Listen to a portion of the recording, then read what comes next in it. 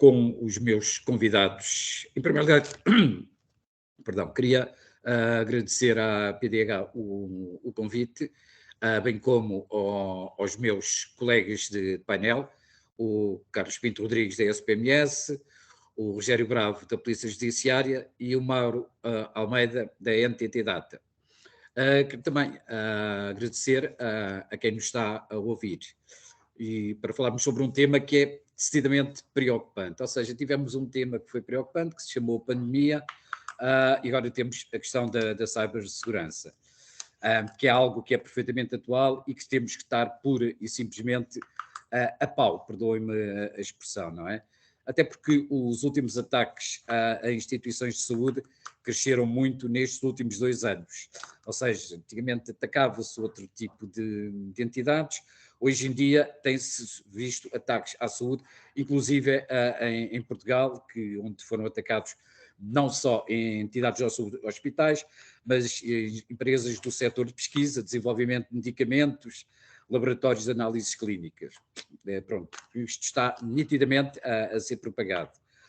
Felizmente sabe-se que parte desse aumento de ataques ocorre em função de exploração de vulnerabilidades humanas. Todos temos perfeitamente consciência disso, somada à existência de alguma vulnerabilidade tecnológica, que também temos consciência disso.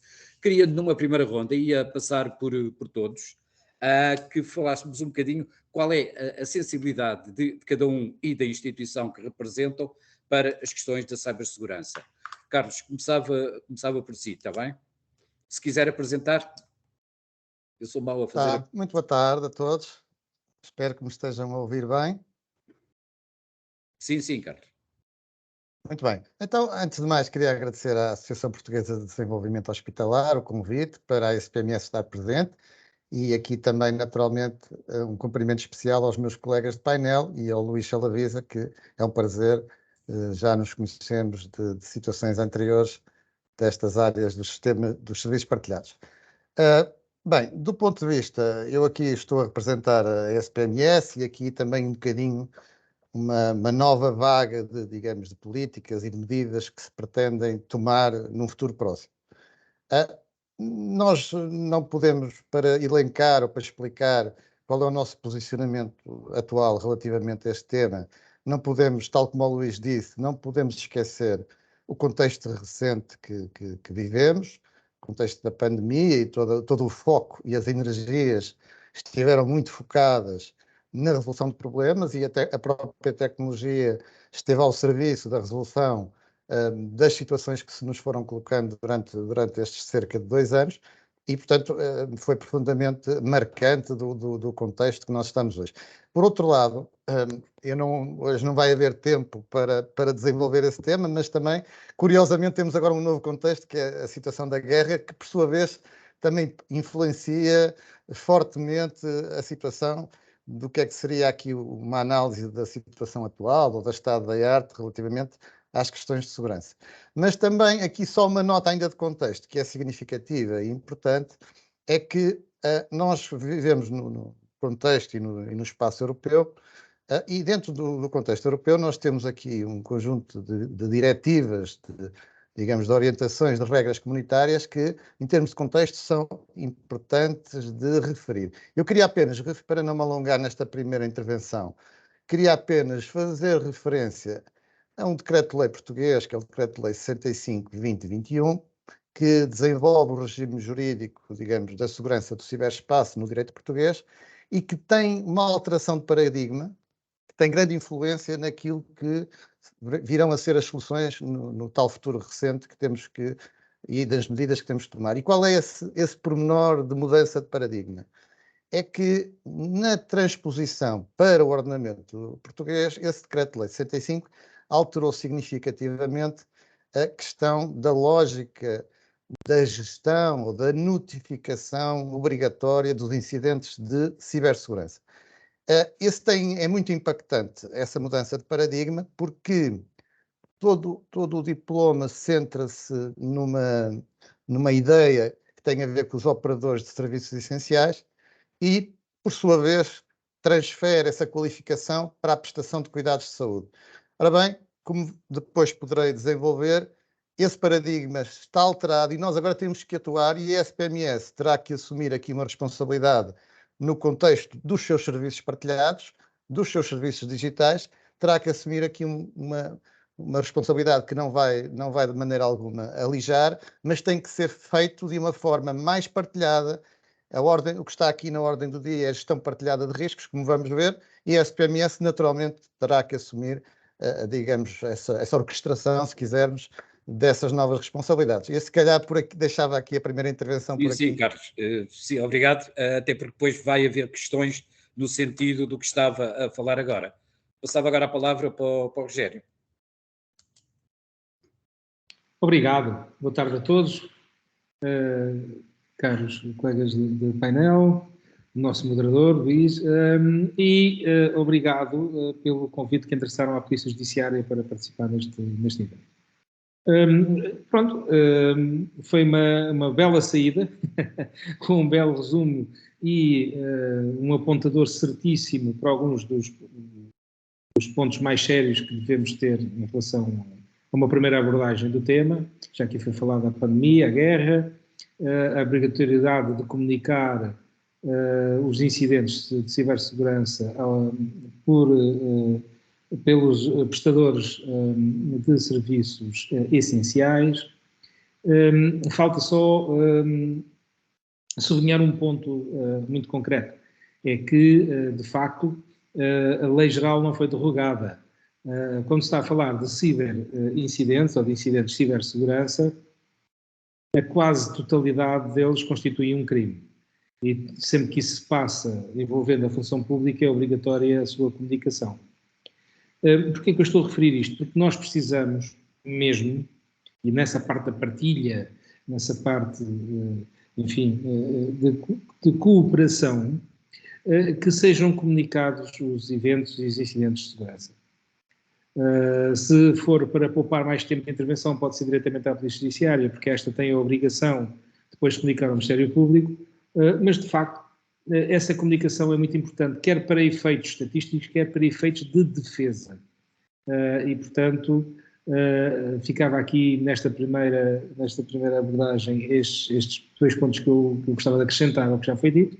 Portanto, cibersegurança ou cibercrime e incidentes de cibersegurança são quase a mesma coisa, e, por outro lado, a comunicação é essencial, quer para termos uma radiografia, já que estamos neste ambiente, uma radiografia muito precisa sobre a situação ou o estado situacional em que vivemos, e depois também poder aproveitar dessas comunicações elementos que são partilhados com outros para aumentar a cibersegurança do todo português. Obrigado.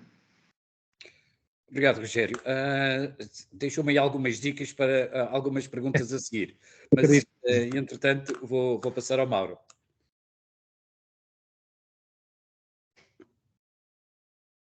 Soma.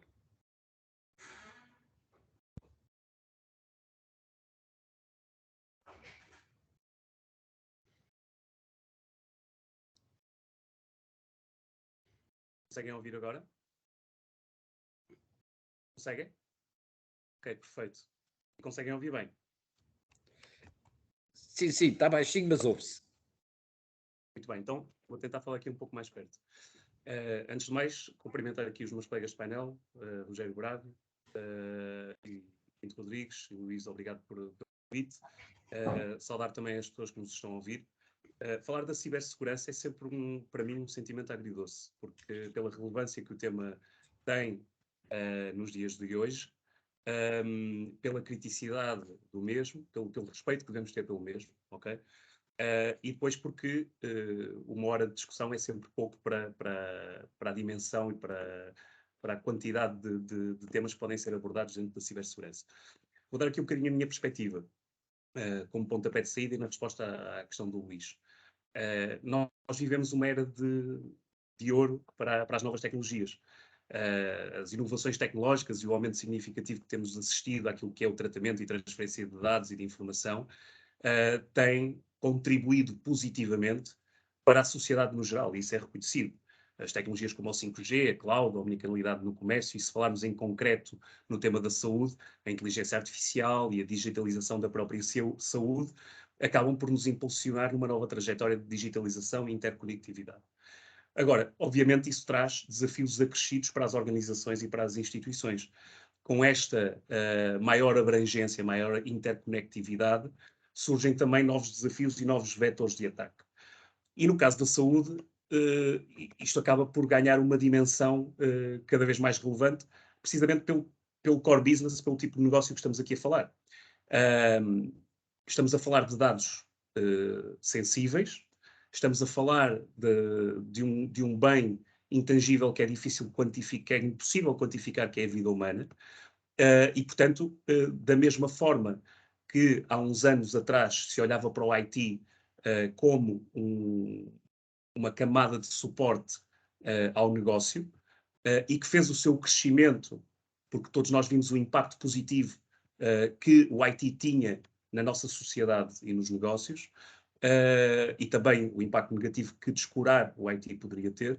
A cibersegurança está a fazer também o seu caminho nessa vertente. E, portanto, estamos todos a começar a ficar cada vez mais cientes da importância e da relevância que a cibersegurança pode ter no respectivo domínio em que operamos.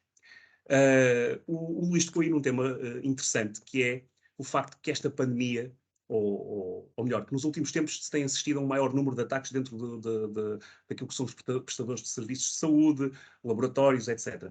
E é facilmente compreensível esta situação, ou fácil de explicar. Tipicamente, os atacantes acabam por suportar-se ou apoiar-se na debilidade e no maior sentido de urgência das organizações, e por isso uma maior fragilidade para perpetuar os ataques. E, portanto, se numa altura de pandemia as instituições de saúde estavam pressionadas por dar resposta a uma componente operacional, a uma pandemia, a uma urgência, então, e a própria sociedade estava mais vulnerável para esse sentido de urgência, era muito mais fácil para os atacantes a explorarem esse sentido de urgência. Okay? E, portanto, assistimos a um aumento significativo dos ataques de phishing, de domínios de internet que apontavam para sites que davam indicadores sobre o Covid, muitas vezes mal intencionados, que pretendiam adquirir informação de alguns utilizadores menos sensíveis para o tema, ou a exfiltração de dados, e, portanto, é fácil compreender que numa altura em que as instituições de saúde estão mais pressionadas pela situação atual, estejam mais vulneráveis a este tipo de ataques, e, portanto, os atacantes aproveitem esse tema. Agora, há cada vez mais, e ainda bem que as organizações estão a fazer esse caminho, começa-se a ter a percepção de que a cibersegurança não é um problema do IT, é um problema do negócio. E, portanto, quando estamos a falar de uma instituição de saúde, essa instituição de saúde deve ter na sua estratégia de negócio, daquilo que é o seu core business em que opera, uma estratégia de segurança clara e que apoie também na tomada de decisão. Portanto, o mote desta iniciativa é tempo de agir e, portanto, claramente estamos na altura certa para olhar com prudência e com atenção para estes temas da cibersegurança. Ok, Marco, muito obrigado. Também fizeste bem, deixaste algumas dicas para daqui a bocadinho fazermos algumas questões. Há algo que me preocupa, e isto até porque estamos a falar de hospitais, eu também trabalho num hospital, que é pura e simplesmente o direito do conhecimento das medidas de segurança, assim como o reconhecimento das ameaças, é algo que deve ser essencial e deve cobrir pura e simplesmente toda a gente, não só os profissionais da área, porque muitas vezes fala só em termos dos profissionais, mas todos o que compõem o ecossistema, não é? Incluindo os fornecedores e utentes. Portanto, é importante que esta mensagem seja passada, porque muitas vezes diz, só os profissionais de saúde é que têm. Não, há todo o ecossistema à volta da saúde que é importante que pura e simplesmente se tenha atenção a isso. O Mário falava há bocado, é lógico, a tecnologia é importante, imprescindível, mas a preparação das pessoas quanto às ameaças torna não só o setor de saúde mais seguro, como transforma a sociedade como um todo. E para isto é preciso agregação. Carlos, passava agora para si, ter visto que numa das suas novas funções, como eu disse, não basta só integrar a tecnologia e as pessoas, é preciso investir em governance e e fazer uma análise de risco, que muitas vezes é essa dificuldade que os hospitais têm. Ou seja, em que ponto é que, e agora o Carlos, como tinha falado nas suas novas funções, é que a SPMS pode ajudar os hospitais? Muito bem. Eu vou dividir aqui um bocadinho as ideias entre a parte da governance e a parte da gestão de risco, que, aliás, aproveitando o mote do tema deste painel, e, portanto, vou dividir um bocadinho nas duas lógicas. Mas aqui começo logo por dizer que dividir não é propriamente o conceito-chave, é mais integrar, mas já lá chegaremos.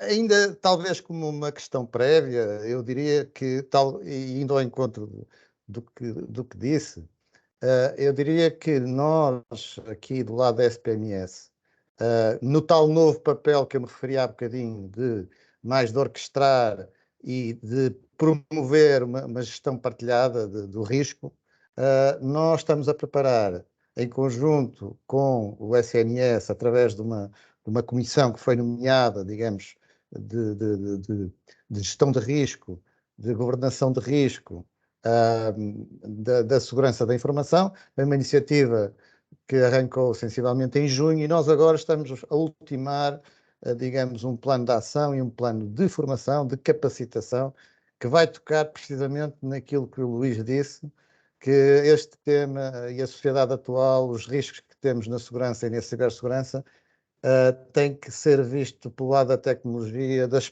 pessoas e dos processos, e, portanto, a capacitação e planos de capacitação têm que andar a par e passo com a introdução das tecnologias e das melhores práticas, e, portanto, vai ter que ser feito um alinhamento entre estas várias dimensões. Eu hoje não vai haver aqui a oportunidade de explicar isso de forma mais alongada, então vamos aqui concentrar aqui um bocadinho no mote da governance e da gestão de risco.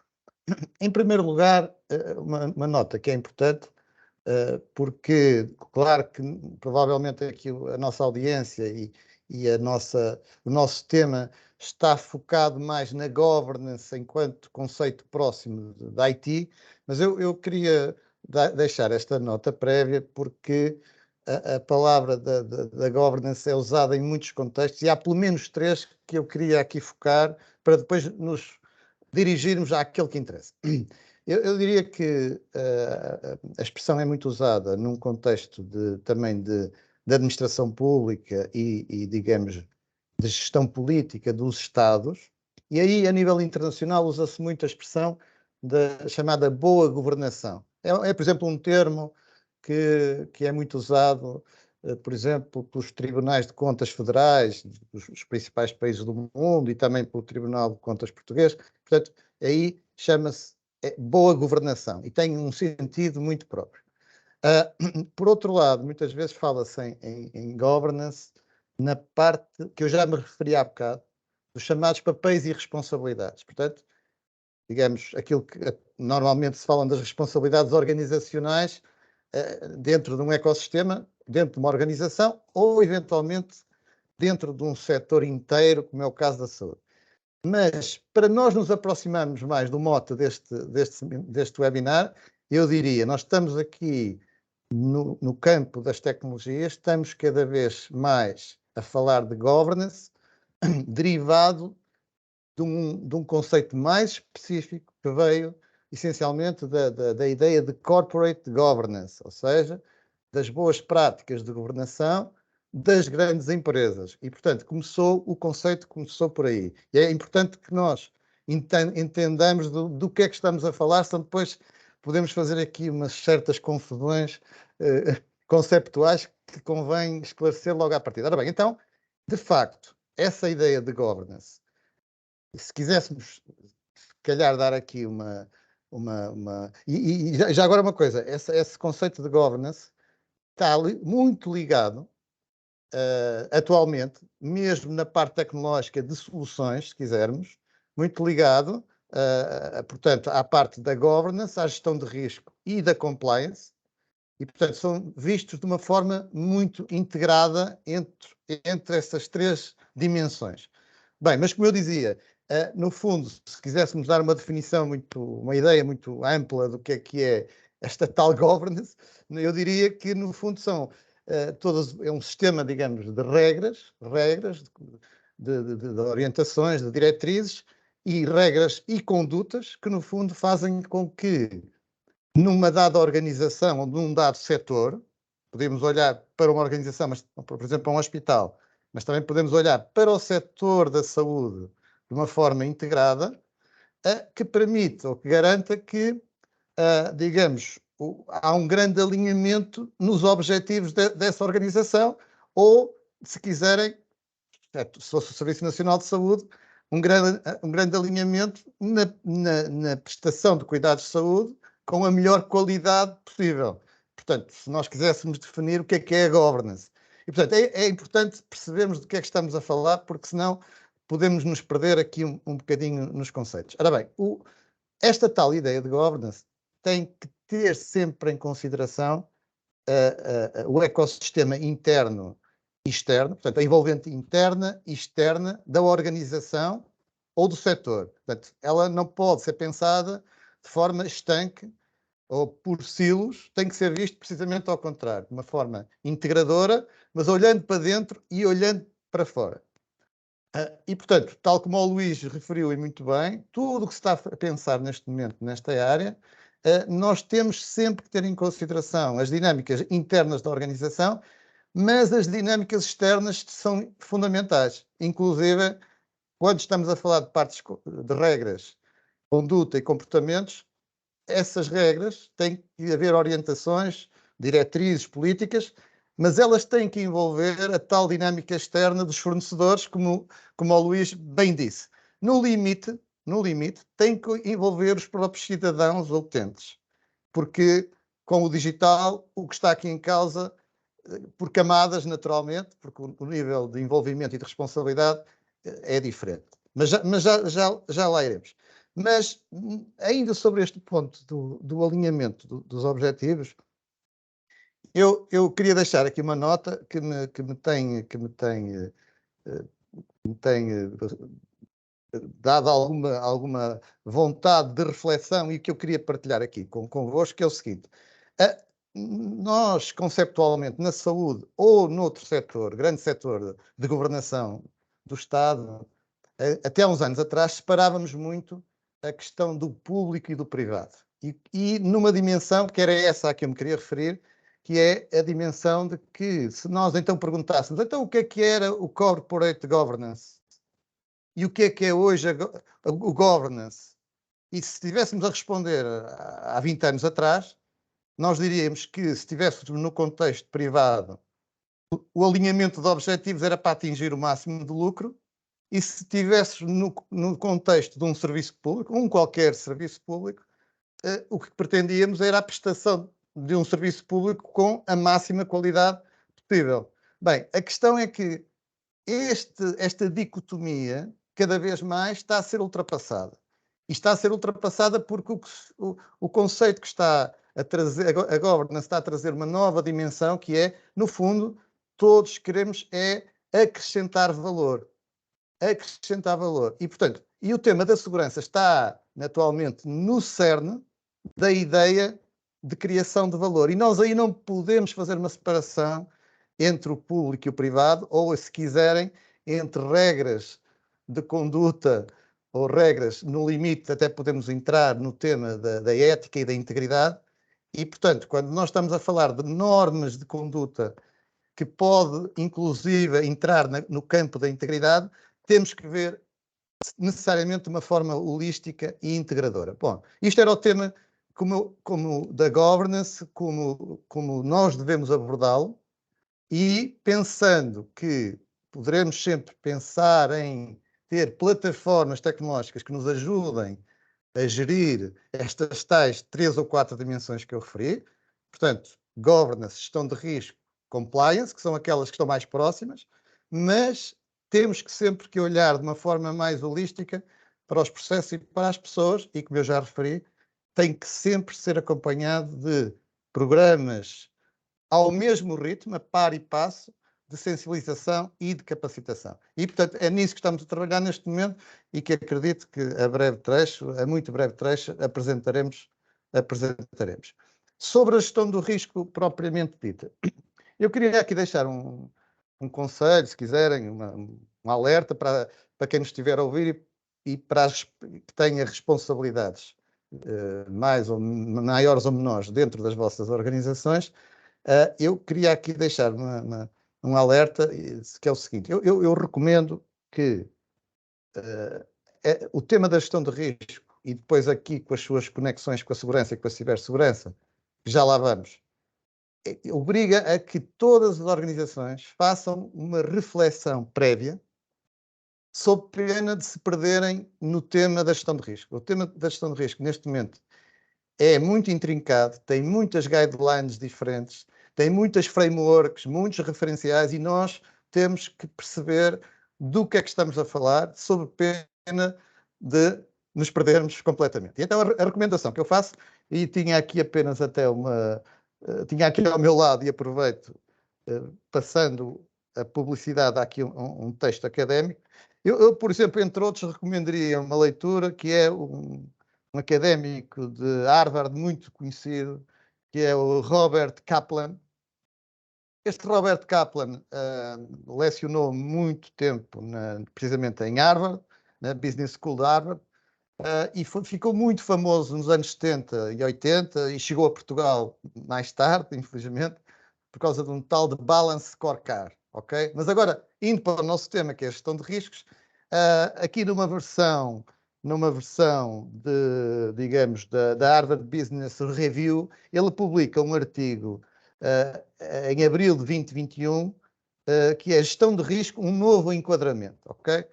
Bem, e este artigo, particularmente, que eu recomendo, tem aqui algo que todos nós temos que refletir nas nossas organizações para não nos perdermos, e é nós termos a capacidade internamente de discutir quais são as várias tipologias de risco. E este artigo do Kaplan ajuda-nos a refletir, mais ou menos, só aqui 3 ou 4 tópicos para ajudar à reflexão, que é, nós temos que, antes de mais, dentro das organizações, separar, dividir entre aquilo que são riscos evitáveis e outros riscos que não são totalmente evitáveis. O que é que isto quer dizer? Que há riscos que tendencialmente nós podemos evitar quase a 100%, a sua ocorrência, como sabem, a gestão de risco tem a ver com probabilidades da ocorrência de eventos, somado ao seu impacto, somado às consequências que podem ocorrer da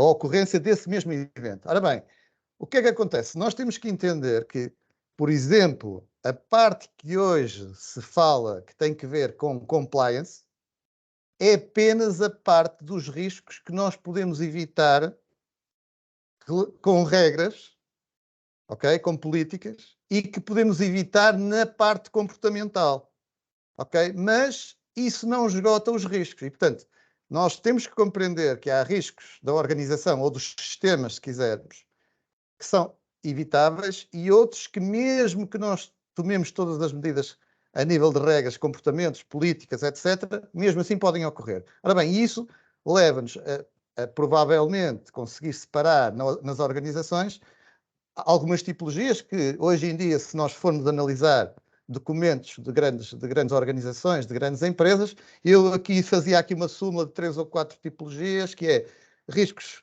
estratégicos e de inovação, que têm características muito específicas, riscos de conformidade, que eu já me referi, riscos de operação, riscos cibernéticos de operação e cibersegurança estão próximos, são ligeiramente diferentes, mas estão próximos. E, portanto, como já estamos aqui a ver, os riscos estratégicos provavelmente têm uma metodologia, os riscos de conformidade têm outra metodologia e os riscos de operação, cibernéticos e de cibersegurança têm outra metodologia, ok? E, portanto, nós, para compreendermos o que é que vamos trabalhar dentro das organizações e para gerir o risco de forma adequada e correta, temos que, primeiramente, fazer este debate interno e, nos nossos documentos estratégicos, se quiserem, planos estratégicos, documentos de orientação, por exemplo, para as grandes empresas que estão cotadas em bolsa, a tal questão que eu referi há pouco da corporate governance, são documentos obrigatórios.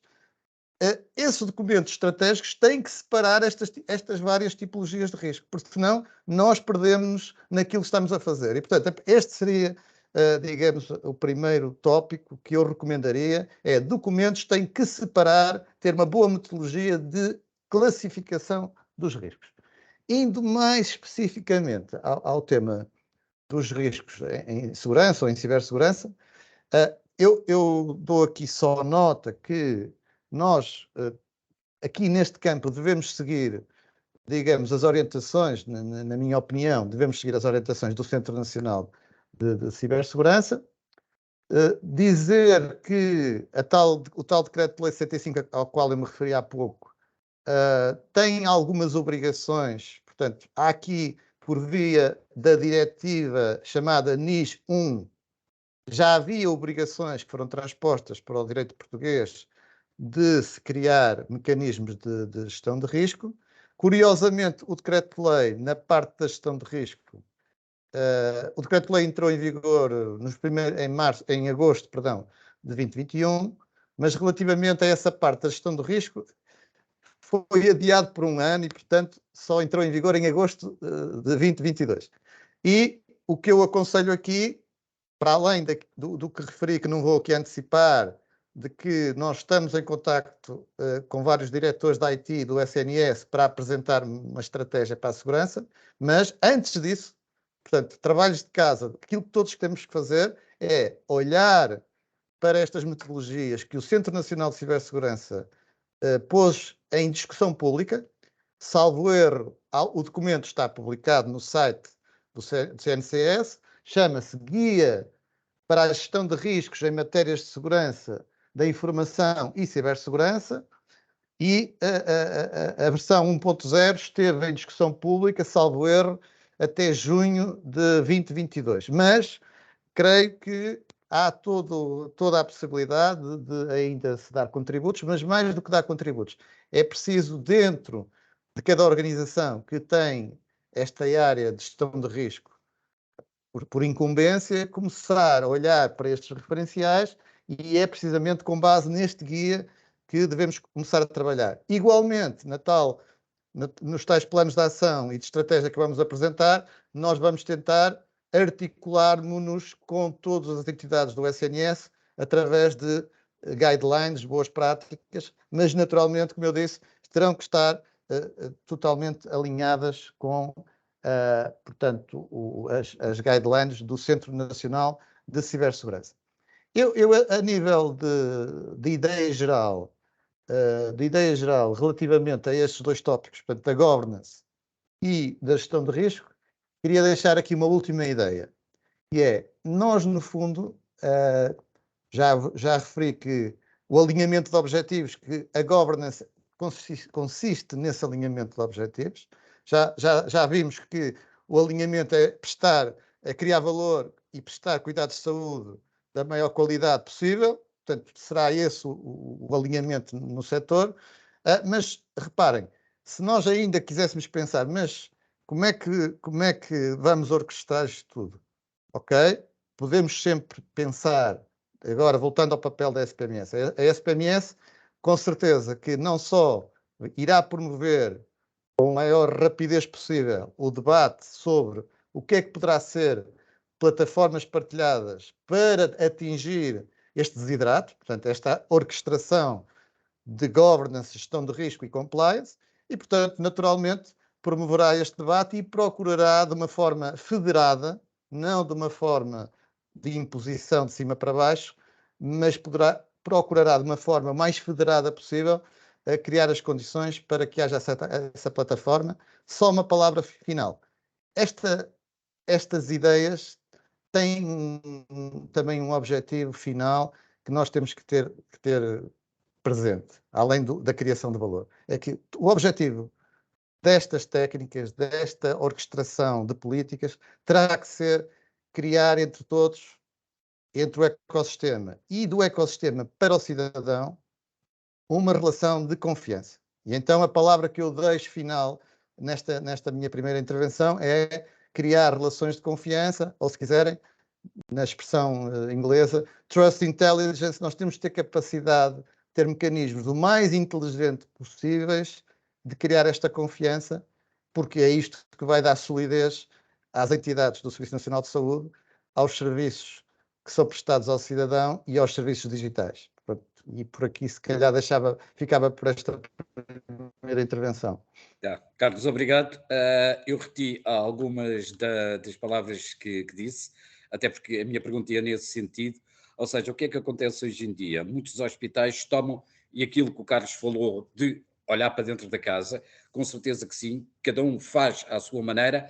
Era bom que houvesse um fio condutor para que pura e simplesmente não se façam as coisas da maneira como eu entendo, ou como o colega do lado entende, ou como o colega do norte entende. Ou seja, a minha questão, a questão que eu lhe fiz era precisamente pensar se a SPMS, e disse-o muitíssimo bem, não numa questão de imposição, porque aí tem a liberdade das instituições, mas ter esse fio condutor, pura e simplesmente, para que tivéssemos mais ou menos, pelo menos mais ou menos, todos as mesmas ideias sobre isso. Mas obrigado pela sua intervenção, que respondeu mais ou menos àquilo que eu pretendia.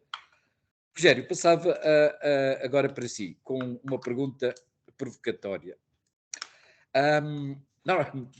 Normalmente o que se costuma dizer quando existem ataques, os mídia mencionam, e eu quase que vou citar, está bem? Eu até escrevi que era para não esquecer.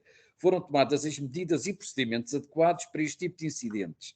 E estão a ser desenvolvidas todos os esforços em estreita colaboração com o Centro Nacional de Cibersegurança e a Polícia Judiciária e especialistas em cibersegurança para garantir a segurança do sistema ou respectivo dados.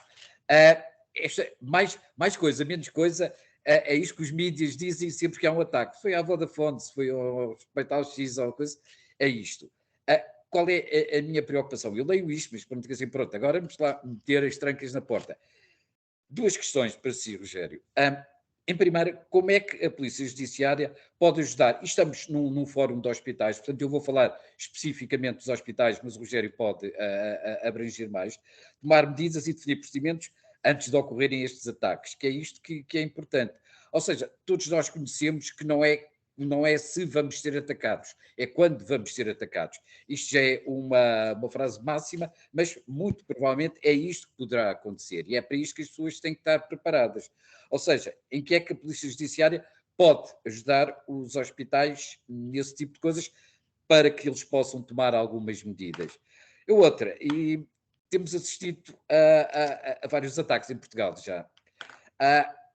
Acha que é possível um ataque em simultâneo, em larga escala, porque isto é uma preocupação aos hospitais do SNS ou não do SNS, que possam, por exemplo, parar o risco de podermos parar? Esta é provocatória. Bem, provocatória é pouco. Mas está bem, pronto, estão por partes. Como é que podemos ajudar? De várias formas. Ajudando a sentar à mesma mesa das próprias entidades, sejam hospitais privados ou públicos, a gestão, a parte jurídica e a parte IT, onde podemos explicar a nossa visão sobre os diversos pontos da legislação nacional. Não é? Nós temos, sejam operadores essenciais de informação ou não, todas estas entidades que lidam com dados pessoais têm obrigações decorrentes da Lei de Proteção de Dados Pessoais e do Regulamento Geral de Proteção de Dados. Não é? E obrigam à constituição de um cargo que é o DPO. Ou, portanto, um profissional que vai tomar sob a sua responsabilidade os assuntos, não tem que ser a responsabilidade técnica, mas sim a responsabilidade de lidar com os assuntos relativos à proteção dos dados. Temos as diversas leis da cibersegurança, uma lei, um decreto-lei, uma resolução do Conselho de Ministros e um regulamento, das quais se destacam algumas obrigações. Uma já aqui foi dita, que é a obrigação de gestão de risco. A outra é a de comunicações, de criação de um ponto nominal para ser tido como responsável pela cibersegurança e a criação de um contacto permanente. E também para a administração pública temos uma nova lei que não está assim muito diretamente ligada à parte ciber, mas que acaba por ter pontos de contacto óbvios, quanto mais não seja na gestão depois dos dados pessoais, etc., que é a lei dos denunciantes, que diz que com 50 ou mais colaboradores na função pública, esse departamento deve criar ou um canal de denúncia interno, ou um canal de denúncia externo, etc. Há aqui uma série de obrigações. Estamos ainda, ou seja, nós temos seminários, congressos, etc., em que se emprega muito a expressão visão holística. Essa visão holística não tem que ser só, ou não pode ser só, diria eu, relativamente à parte técnica e tecnológica. Deve ser também abrangente à parte jurídica. E esta parte jurídica deve ser traduzida para uma plateia maior que os juristas, para podermos, de uma forma clara, entender obrigações e consequências, boas consequências, porque eu não sou muito pela parte da repressiva, boas consequências da adoção destas medidas. Portanto, o que é que vamos fazer? Respondendo, participar nessas reuniões, participar na sensibilização interna por escalões. Temos a parte do Executivo para sensibilizar em determinados pontos, a parte jurídica também, e depois os próprios grandes trabalhadores, os médicos, os enfermeiros, os auxiliares, etc., e restante pessoal administrativo, que têm papéis e funções diferentes, stress diferente profissional e que obriga a ter em consideração algumas das suas formas de trabalho, e por outro lado também apoiar neste papel novo, porque quando se fala de partilha é mesmo para partilhar. E, portanto, por exemplo, eu tenho um wishlist como profissional, e uma delas era que, em Portugal, quando se soubesse que um hospital foi atacado, todos os outros entram em prevenção. Se dentro da mesma área de negócio abrangente tivermos esta cadeia de valor pelo alerta, ou seja, que isto não acontece só aos outros, também pode acontecer a mim, isso aconteceu aos outros, como é que me pode acontecer?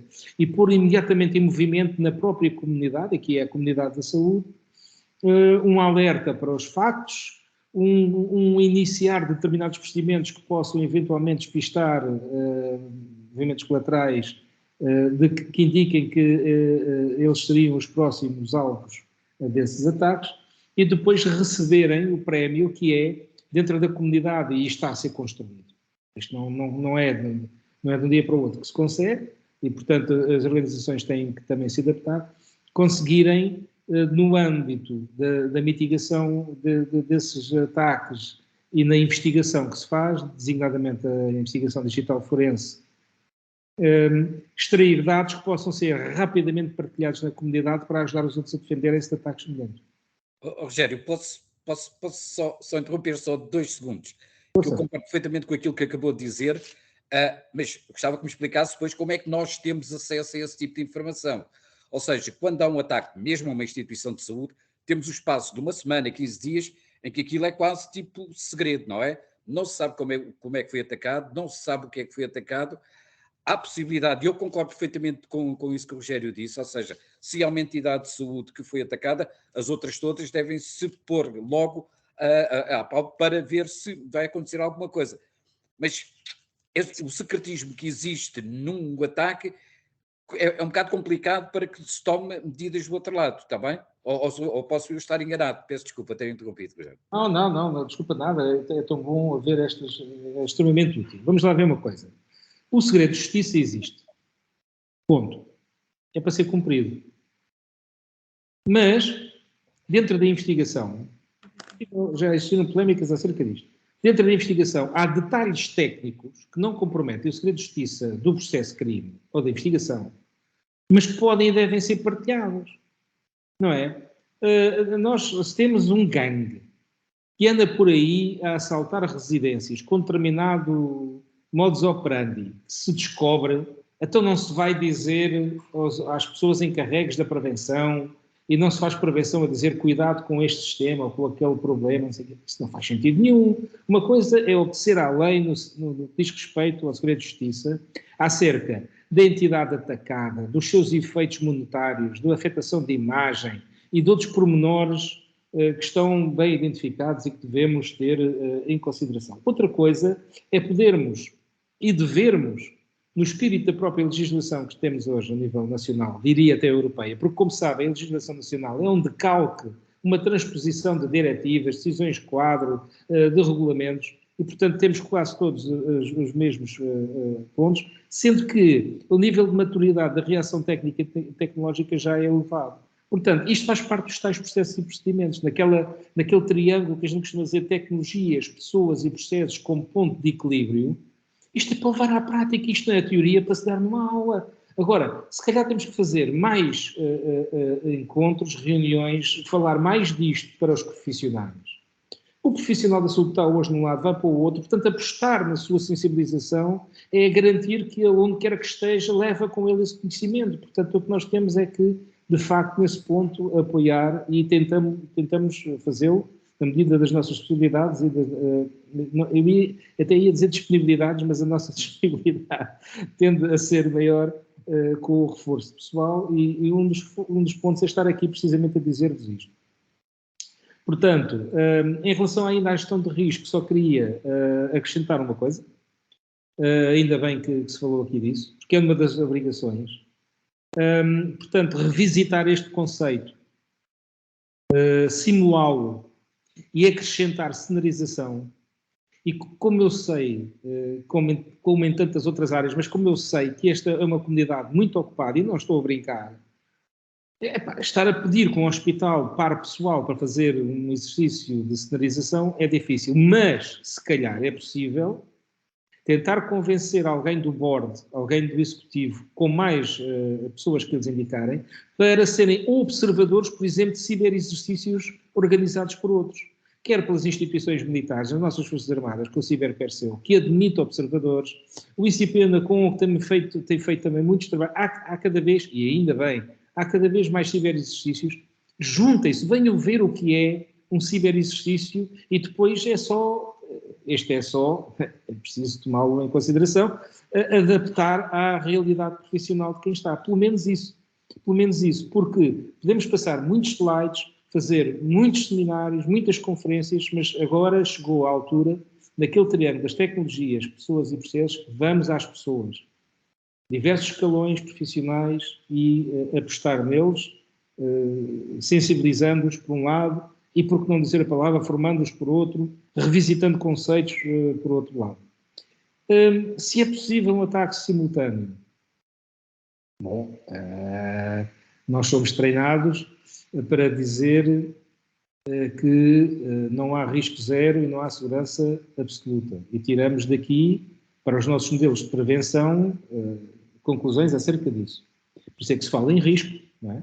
Se é risco, podemos medir algumas coisas, alguns eventos, alguns incidentes que podem acontecer. O resto é imprevisível. Então, o que não é alvo do risco passa para o campo da imprevisibilidade. Portanto, com honestidade intelectual, eu não posso dizer que não.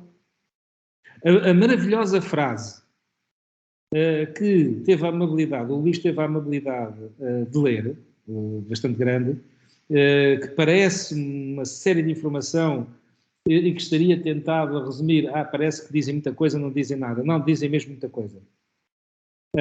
E esse tipo de informação em relação às consequências dos ataques significa várias coisas. Que há uma investigação em curso, que há entidades que trabalham em conjunto e que não é oportuno estar a falar-se disso. O que não quer dizer que dentro da comunidade, repito, não existe a informação que possa ser partilhada. Isto é um suponhamos, porque eu não tenho qualquer acordo prévio com nenhum dos presentes, vamos supor que a ESPAP é encarregada disso ou que chama a si esse papel de coordenação no sentido de receber e que se recebe uma comunicação como aos outros, porque uma coisa é participar ou comunicar à ESPAP, outra coisa são as obrigações legais que existem, comunicar à Comissão Nacional de Dados, comunicar ao Centro Nacional de Cibersegurança e comunicar ao Ministério Público. São as 3 áreas de reporte obrigatório para nós. E, portanto, aquela frase grande que as pessoas dão é uma frase estudada, cuidada, porque é preciso não negar o que acontece. Não é possível estar a promover e a tentar garantir segurança com base no segredo. Isso é um erro absoluto. E, portanto, aconteceu um desastre, aconteceu um ciberincidente. Diz que sim, aconteceu, estamos a ver qual é. É mais ou menos no sentido dessa enorme frase.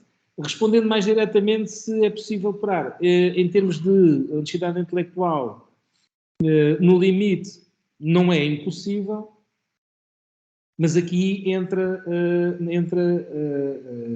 uma parte que tem a ver com a constituição informática atual, que é, de alguma forma, as entidades têm a sua segmentação. Se virem hospitais atacados que tenham sofrido um impacto sério, reparam que eles têm ligações por rede com muitas outras entidades. Elas caíram? Não. Portanto, existe alguma segmentação e isso tem defendido as instituições. Coisa diferente é o erro em que nós podemos cair de olhar para o ataque para si. Vamos lá ver, já que se falou nisso, o ataque à Vodafone, o que é que fez? Fez cair milhares de entidades que comunicavam entre elas, não é só o ataque à Vodafone. O ataque a uma grande empresa de laboratórios de análises clínicas, o que é que fez? Privou uma série de hospitais a nível nacional de as ter.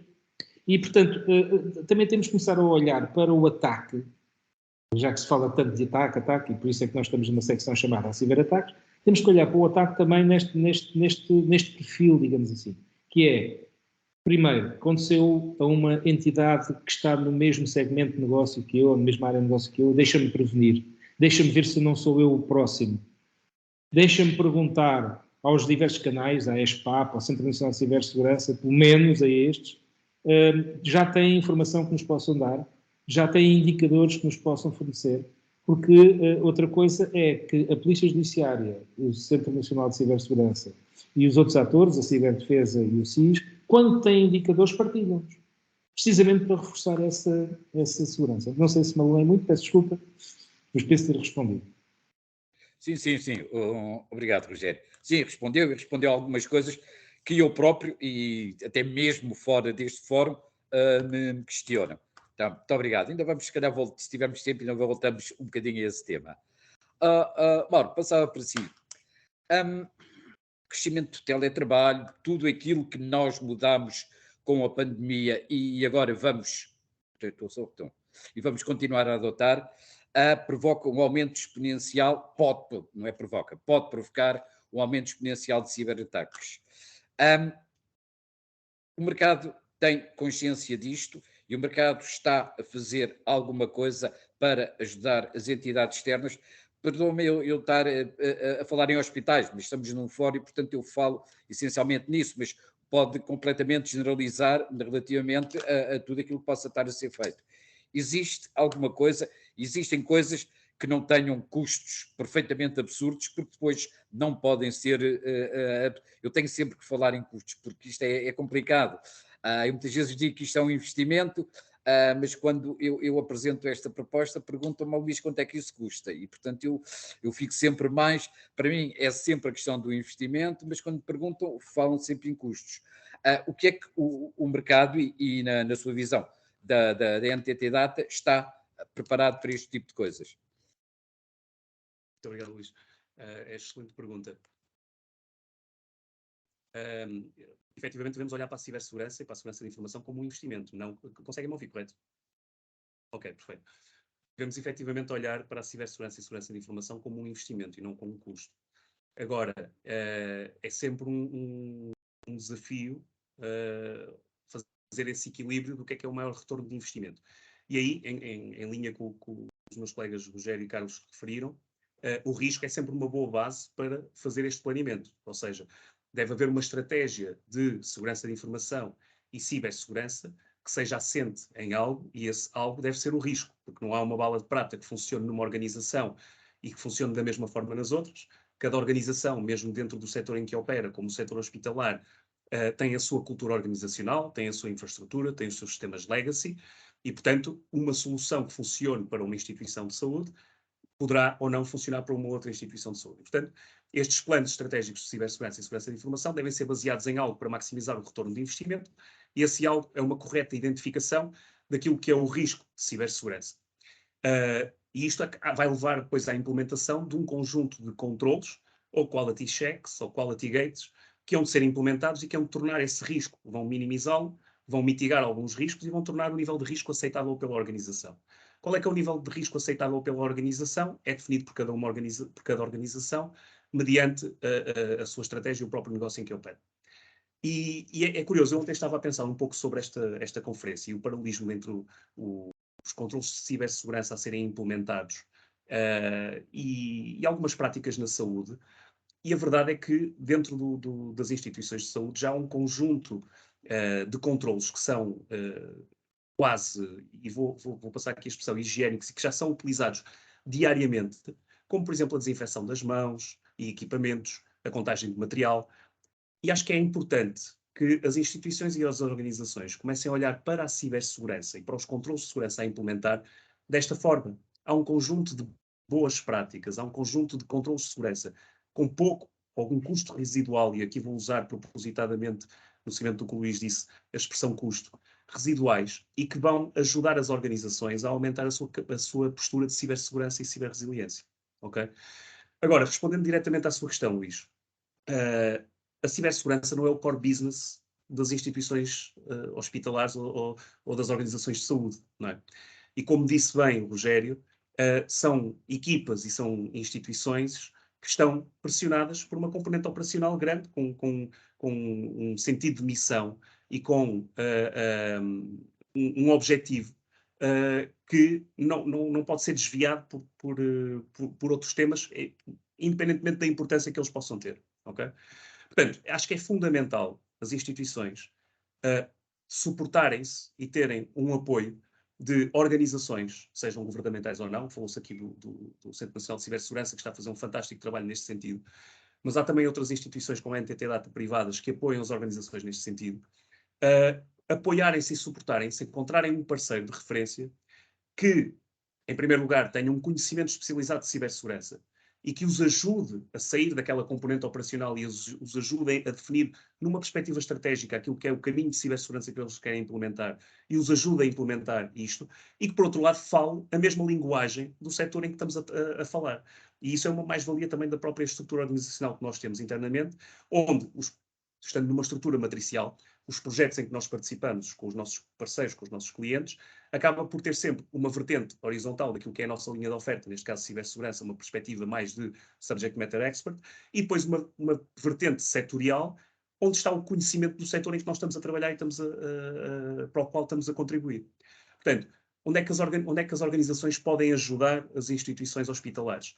Nesta definição clara do risco, ok? E há pouco o Carlos Pinto Rodrigues estava a referir precisamente o tema do risco e às vezes o desafio que é para as instituições identificarem claramente qual é que é o risco a que estão sujeitas, qual é que é o impacto, qual é a probabilidade. Antes disso, há ainda um trabalho de identificar quais são os principais ativos e que se torna muito mais complexo, como aquilo que o Luís estava a dizer do teletrabalho, mas eu vou até um bocadinho mais longe. Hoje em dia, os serviços de saúde já são providenciados fora da componente hospitalar.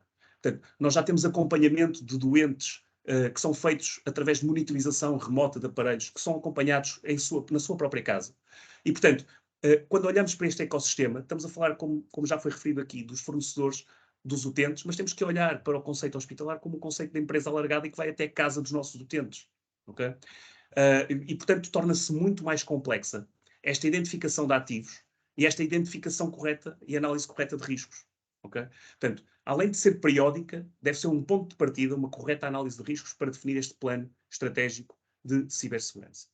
E depois há aqui uma outra componente, que é a ciberresiliência. Okay? Sem querer entrar em chavões ou conceitos demasiadamente complexos e que por vezes até se sobrepõem, a verdade é que já foi aqui referido pelo Luís que a questão não é se vamos ser atacados, é quando. Okay?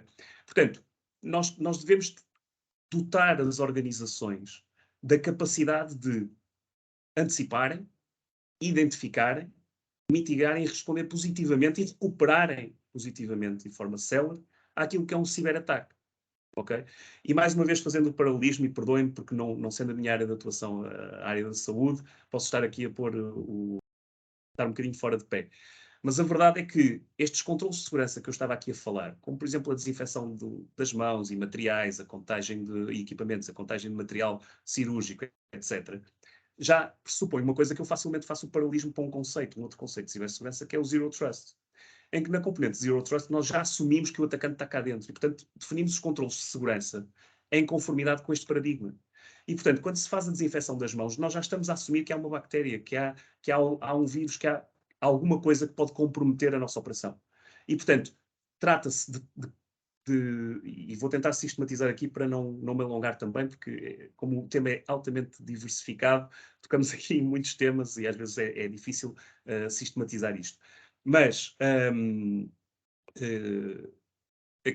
há claramente a necessidade de identificar aquilo que é o risco para a organização, garantir uma maior colaboração entre as equipas de cibersegurança e as equipas de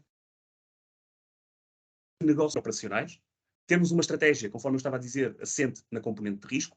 Definir um modelo de governance, como estava aqui a dizer o Carlos Pinto Rodrigues, que nos ajude a identificar indicadores que nós possamos medir e que vão ajudar a nossa tomada de decisão, porque nós não conseguimos decidir ou gerir aquilo que não conseguimos medir. E depois proteger proativamente a organização com a implementação de um conjunto de controles de segurança, quase medidas higiênicas de segurança, onde entra também a componente da sensibilização dos colaboradores, e depois ter um plano de continuidade de negócio, que é a tal componente que nos vai dar. Há pouco o Rogério estava a falar de assistir a simulacros, e a verdade é que há um ditado militar que diz que os planos são inúteis, mas o planeamento é indispensável. E é um facto, independentemente do planeamento que nós formos fazer, no momento em que uma instituição sofrer um ataque, dificilmente vai seguir o plano, ok? Mas essa preparação é fundamental. E é fundamental para garantir que essa organização vai responder a um incidente de cibersegurança com sucesso e no menor tempo possível. Não sei, Luís, se respondi, tentei sistematizar aqui no final. Não, obrigado, Mauro. E falou aí numa coisa que eu vou pegar para dar continuidade, e isso queria ver se passava para os 3. Ainda temos 15 minutos e acho que ainda dá. O Mauro falou precisamente que as coisas agora já são muito fora do hospital. Falou nos aparelhos de meditação, disso que já estão integrados. Mas também dentro do próprio hospital já existe isso, ou seja, os chamados dispositivos médicos. E enquanto aqui há uns anos atrás os dispositivos eram perfeitamente mecânicos, e portanto o ecógrafo era mecânico, estava ali sossegadinho, andava a passear de um lado para o outro, hoje em dia as coisas são totalmente diferentes, não é? Ou seja, cada equipamento destes está de certezinha absoluta ligado à rede, porque vai debitar dados para um conjunto de bases de dados ou para um conjunto aplicacional. Isto é uma preocupação grande, porque normalmente nós ligamos, os servidores dos PCs, deixa ver se o firewall está a funcionar direitinho. Estou a dizer coisas simples para que a assistência possível. Se está direitinho. E depois esquecemos completamente do ecógrafo, até daquele aparelho alto que está ligado na rede para fazer isso.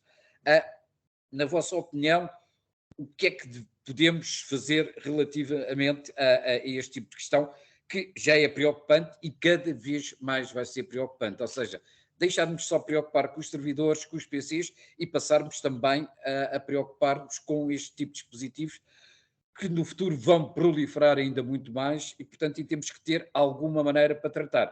Posso começar? Carlos, já agora rondava precisamente da mesma maneira. Muito bem. Estão-me a ouvir bem? Sim, Carlos. Eu não queria entrar muito nas questões mais técnicas propriamente ditas. De qualquer maneira, nós percebemos que os dispositivos, quer num contexto mais hospitalar, centros de saúde, quer no limite, quando estamos a falar de utentes, cidadãos que recorrem a aplicações para tratar num determinado serviço digital, se quisermos, comporta aqui uma nova dimensão, quase que a cibersegurança na parte da OIT, portanto, da internet das coisas, quase que é uma área autónoma, atendendo a que os desafios são significativamente novos. De qualquer maneira, nessa parte sabemos que a parte digamos, da gestão e controle de acessos é um tema técnico ou tecnológico sensível e é preciso estar enquadrado por políticas, assim como a parte digamos, das chamadas autenticações fortes.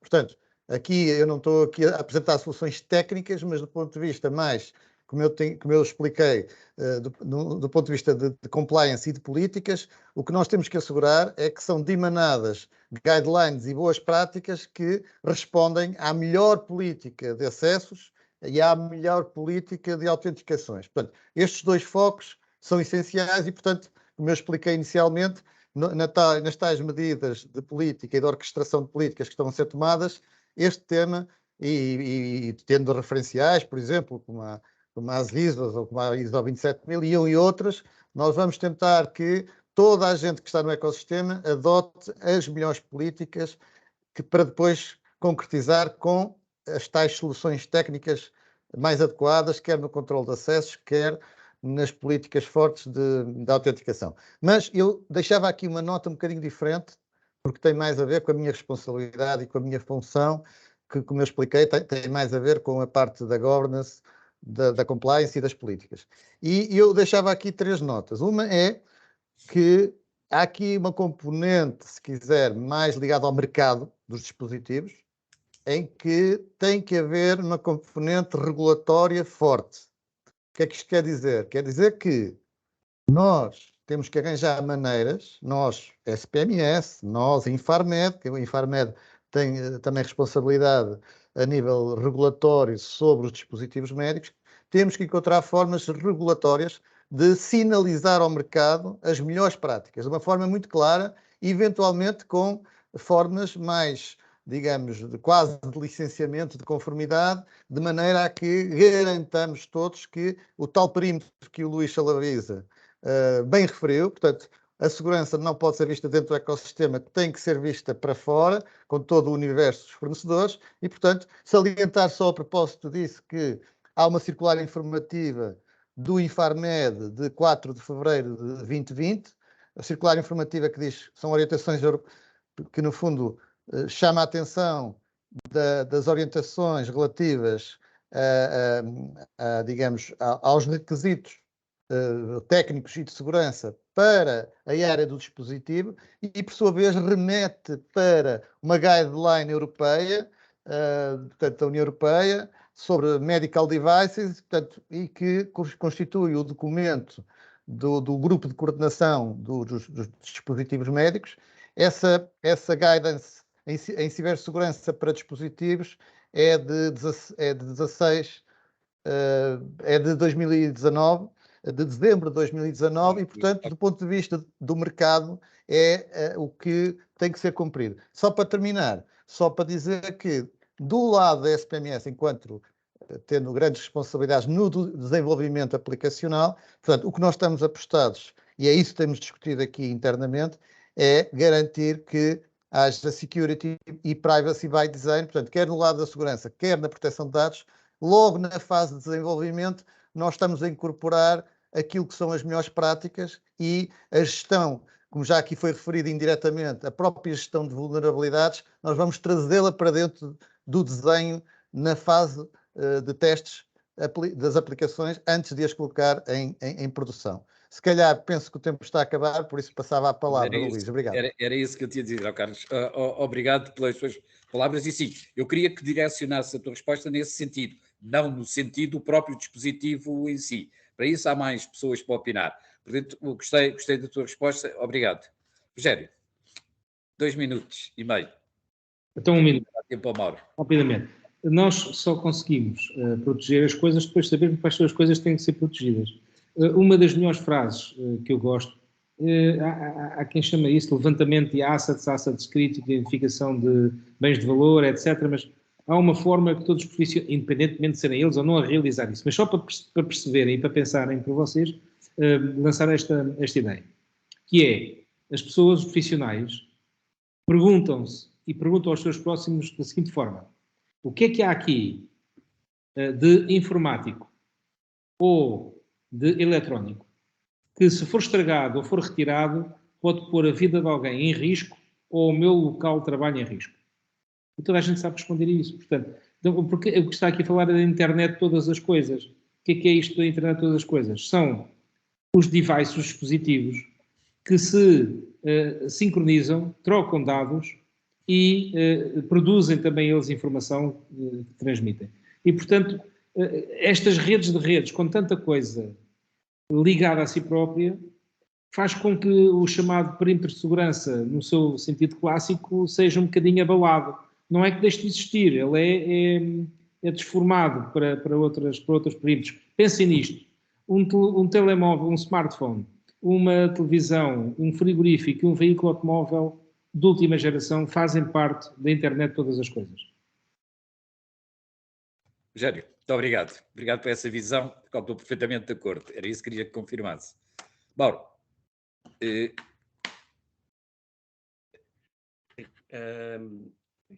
Bem, já há, é exemplo da importância que é dada a este tema, panorama mais orientado àquilo que é a Comissão Europeia e os regulamentos, que é a proposta de uma nova lei, que é a Cyber Resilience Act. E aquilo que a Cyber Resilience Act irá fazer é que vai introduzir na União Europeia um conjunto de requisitos obrigatórios de cibersegurança para tudo o que são produtos digitais, ok? Portanto, produtos que sejam ligados direto ou indiretamente a outro dispositivo ou rede. E, portanto, acaba por abranger de forma natural aquilo que estávamos a falar do OT ou do IoT. Isto, além de aumentar a responsabilidade dos fabricantes e fornecedores por este tipo de serviços, vai também permitir que os consumidores, sejam eles singulares ou organizações, tenham uma maior visibilidade também sobre o que é a cibersegurança dos produtos e destes serviços que eles compram e utilizam. Agora, claramente, no seguimento daquilo que o Carlos Pinto Rodrigues estava a referir, isto é um domínio diferente, é um subdomínio dentro da cibersegurança, não é? Portanto, tem muitas particularidades, o ITOT, o IoT, portanto, e tem também, como estava a dizer o Rogério Bravo, muitas particularidades pela capilaridade das coisas. E isto é um tema que vai ganhando cada vez mais relevância, ainda para mais que estivemos a falar de inovações tecnológicas, como é o caso do 5G. Okay?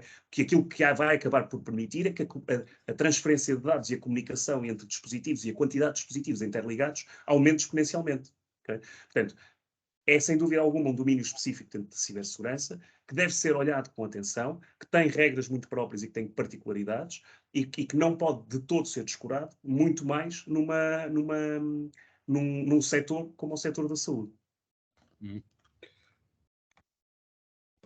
Obrigado, Mauro. Era precisamente isso.